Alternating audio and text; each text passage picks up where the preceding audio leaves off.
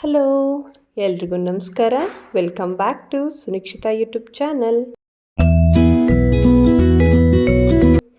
ಇಲ್ಲಿ ನಾನು ಒಳ್ಳೆ ಡ್ರೈ ಫ್ರೂಟ್ ಸ್ಮೂದಿನ ಮಾಡ್ತಾ ಇದ್ದೀನಿ. ಸ್ಮೂದಿ ಕುಡಿಯಲ್ಲ ಅನ್ನೋರು ಸಹ ತುಂಬ ಇಷ್ಟಪಟ್ಟು ಕುಡಿತಾರೆ.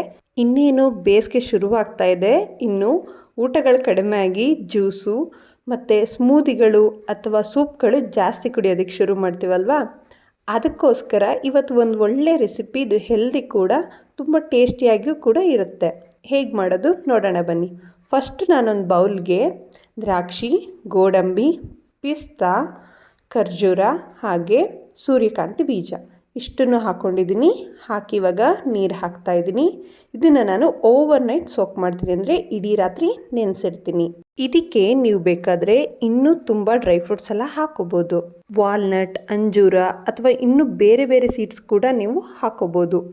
ಇವಾಗ ನಾನು ಬೆಳಿಗ್ಗೆ ಒಂದು ಪ್ಯಾನ್ಗೆ ಹೆಸರುಬೇಳೆ ತಗೊಂಡು ಅದನ್ನು ಫ್ರೈ ಮಾಡ್ಕೊತಾ ಇದ್ದೀನಿ. ಇದನ್ನು ಚೆನ್ನಾಗಿ ಫ್ರೈ ಮಾಡ್ಕೋಬೇಕು. ಕೆಂಪಗಾಗಿ ಒಳ್ಳೆ ಘಮ ಬರೋವರೆಗೂ ಫ್ರೈ ಮಾಡ್ಕೊಳ್ಳೋಣ. ಈಗ ನಾನು ಒಂದು ಜಾರ್ಗೆ ಆ್ಯಪಲ್ನ ಸಣ್ಣದಾಗಿ ಕಟ್ ಮಾಡಿಕೊಂಡು ಹಾಕೋತಾ ಇದ್ದೀನಿ. ಇಲ್ಲಿ ನಾನು ಆ್ಯಪಲ್ ಸಿಪ್ಪೆ ತೆಗೆದುಬಿಟ್ಟಿದ್ದೀನಿ. ಯಾಕಪ್ಪ ಅಂದರೆ ಆ್ಯಪಲ್ ಸಿಪ್ಪೆ ಇದ್ದರೆ ನೀಟಾಗಿ ಗ್ರೈಂಡ್ ಆಗಲ್ಲ. ಆವಾಗ ಮತ್ತೆ ನಾವು ಸೋಸಬೇಕಾಗುತ್ತೆ. ಸೋಸಿದ್ರೆ ಎಲ್ಲ ಕಂಟೆಂಟ್ಸ್ ಕೂಡ ಹಾಗೆ ಹೊಟ್ಟೋಗ್ಬಿಡುತ್ತಲ್ವ, ಅದಕ್ಕೋಸ್ಕರ. ಅದಾದಮೇಲೆ ನಾನು ಫ್ರೈ ಮಾಡಿದಂಥ ಹೆಸರುಬೇಳೆ ಹಾಕಿದ್ದೀನಿ. ಹಾಗೆ ಓವರ್ ನೈಟ್ ನೆನೆಸಿದಂಥ ಖರ್ಜೂರ ಹಾಕಿದ್ದೀನಿ. ಖರ್ಜೂರ ಹಾಕಬೇಕಾದ್ರೆ ಸೀಡ್ಸ್ ತೆಗೆಯೋದನ್ನು ಮರಿಬೇಡಿ. ಇದಾದಮೇಲೆ ನಾನು ಇದನ್ನು ಚೆನ್ನಾಗಿ ರುಬ್ಕೋತೀನಿ. ಈಗ ರುಬ್ಬಿದ್ದಾಗಿದೆ ನೋಡಿ, ನೀಟಾಗಿ ಗ್ರೈಂಡ್ ಮಾಡ್ಕೊಳ್ಳಿ. ಏನಾದರೂ ನಿಮಗೆ ಬಾಯಿಗೆ ಸಿಕ್ಕಬೇಕು ಅನ್ನೋ ಆಸೆ ಇದ್ದರೆ ಸ್ವಲ್ಪ ತರ್ತರಿಯಾಗಿಯೇ ರುಬ್ಕೊಳ್ಳಿ. ನಾನಿಲ್ಲಿ ತುಂಬ ನೀಟಾಗಿ ಗ್ರೈಂಡ್ ಮಾಡಿದ್ದೀನಿ. ಇವಾಗ ಇದನ್ನು 1/4 ಲೀಟ್ರ್ ಹಾಲಿಗೆ ಹಾಕ್ಕೋತಾ ಇದ್ದೀನಿ. ನಮ್ಮಿಬ್ಬರಿಗೆ 1/4 ಲೀಟ್ರ್ ಹಾಲು ಸಾಕಾಗುತ್ತೆ. ಈಗ ಇದನ್ನು ಚೆನ್ನಾಗಿ ಮಿಕ್ಸ್ ಮಾಡ್ಕೋತಾ ಇದ್ದೀನಿ.